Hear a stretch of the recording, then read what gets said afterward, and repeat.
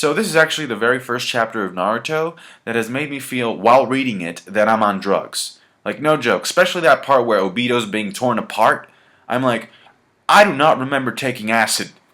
Why am I seeing this? I was gonna wait for a better translation, but it's too late at this point, and besides, the chapter isn't all that dialogue heavy anyway. And the thing about Naruto fighting chapters is that sometimes I end up staring at a panel, an action panel, for about, I don't know, like 4 minutes, to try to decipher what the hell is going on. Because sometimes it's very cryptic information, or sometimes you have to look for little details to understand the whole thing. So, but what happens in the beginning is really simple.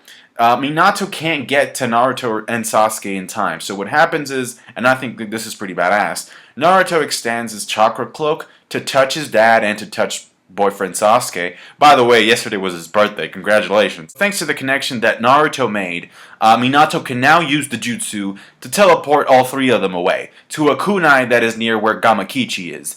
And I love it because there's this panel of Obito with his hands extended and he's like, I'm firing my lasers at your face. And he takes a closer look and it's like, there's nobody in front of my hands. If you don't count the frog and the people in the photo, there's basically only 4 characters in this entire chapter, and that's Minato, Obito, Naruto, and Sasuke. Which is even funnier considering that last week we got a random cameo from Darui. It's like all of a sudden Kishi's like, alright, everybody but these 4, take a day off. I'm not gonna be using you. Of course, Hashirama and Madara, they just hear this and they go skipping off to the nearest motel. This is the part of the chapter where I felt like I was starting to take the drugs, because Obito, we all know that he can't control the Jubi's power, okay? And so he starts morphing, you know, into a blob, into a snake-like thing.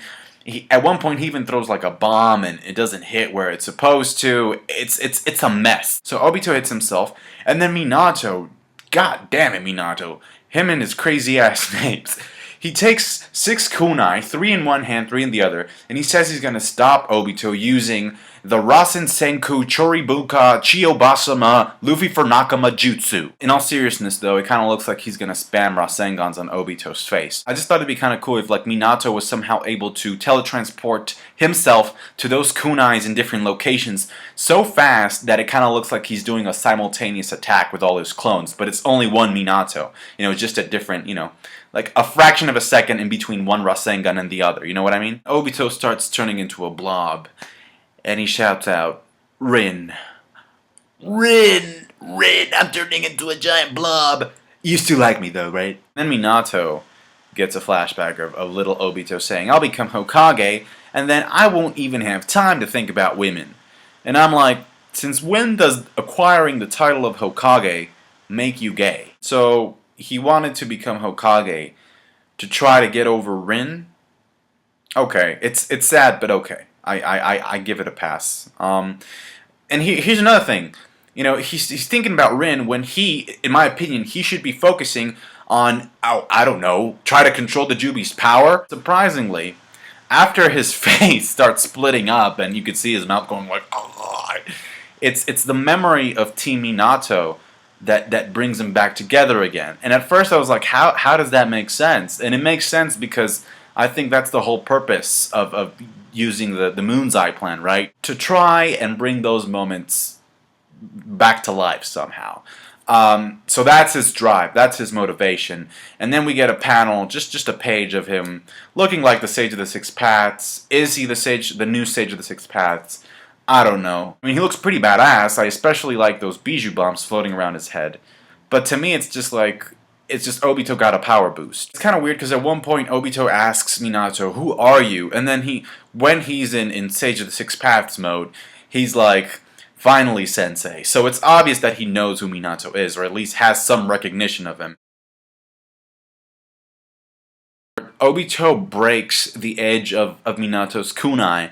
And was it ever explained, does FTG work if the blade or the kunai loses an edge? This chapter introduced sticky bijou bombs, which are basically bijou bombs that stick. So when Minato gets to Naruto and Sasuke, he notices, oh shit, I got a bomb attached to my arm. Or what was left of my arm, and it blows up. So they literally have like a fraction of a second to do something, or for somebody else to step in and protect them. I don't know if Sasuke Susanoo can withstand that blast. Minato's Edo Tensei, so he's good, he'll come back. But Naruto and the frog must be shitting their pants. Kind of wondering if the other Hokages have had time to reform at this point.